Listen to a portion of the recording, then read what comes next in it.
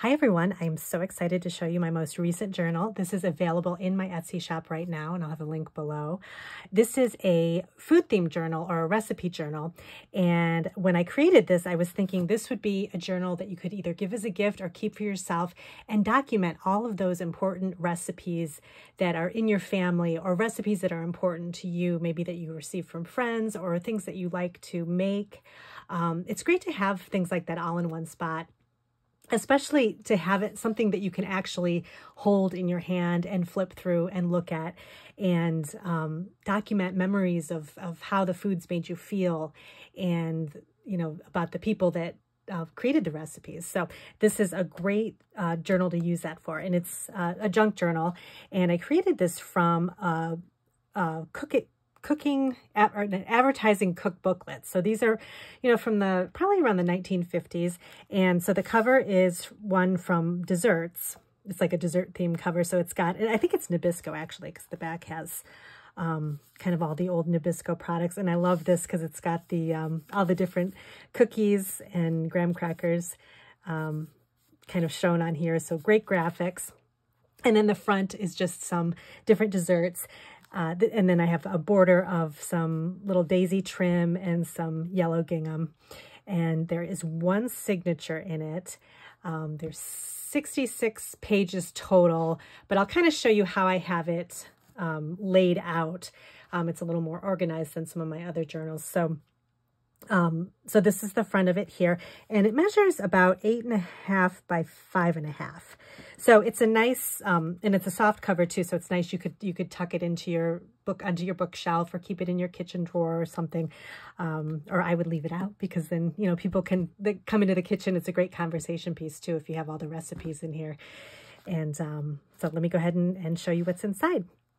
So I wanted to kind of create this as a place to document memories about, you know, your favorite recipes, but then also actually keep the recipes in here. So I kind of have it set up so that the middle is kind of an area to write, and then the outside kind of signature pages have more pockets in them, where I just kind of stuffed kind of vintage recipe cards and things where you can kind of create, you know, write your own things down here. So I have plenty of places that you can write. And the nice thing is too, you can kind of, the pockets, there's a lot of different pockets, so you can kind of tuck things in and hide them. And it's kind of just a fun thing to flip through. And then I have another little surprise that I'll show you in a second that's included.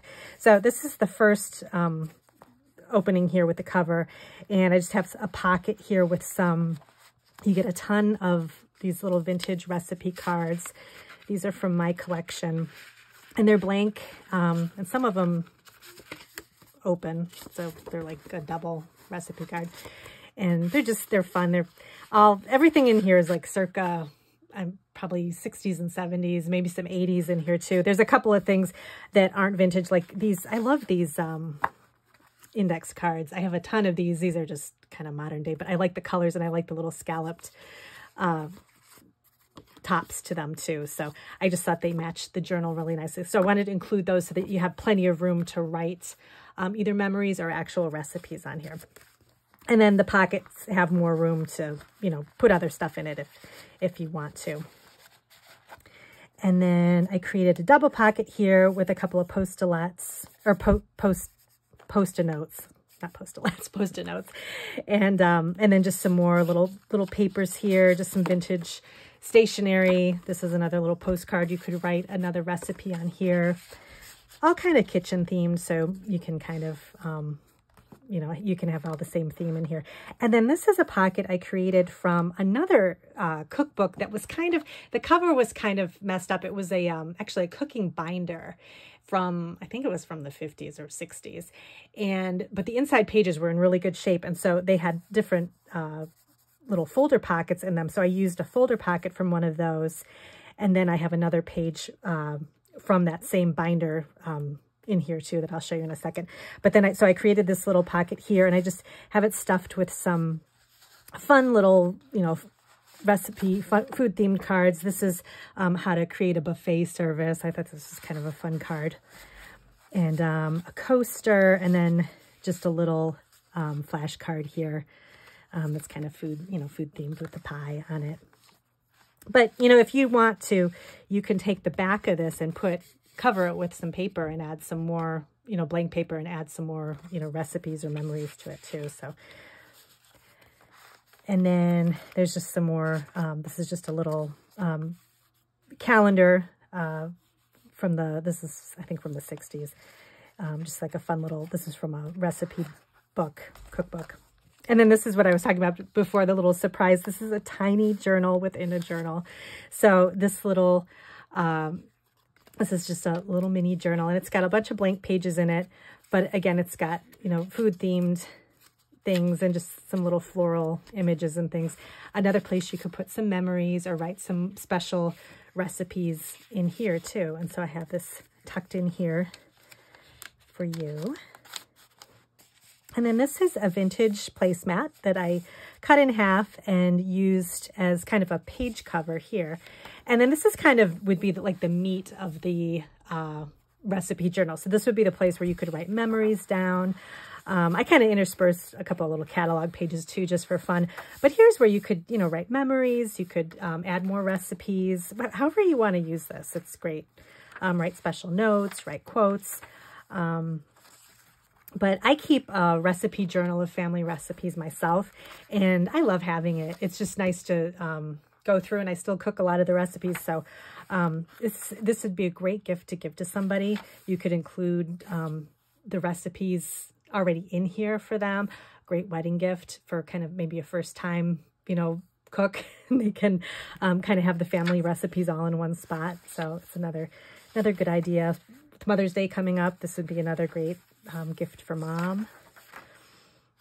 So these are just some blank pages here. And these are all vintage ledger, some vintage kind of business pages.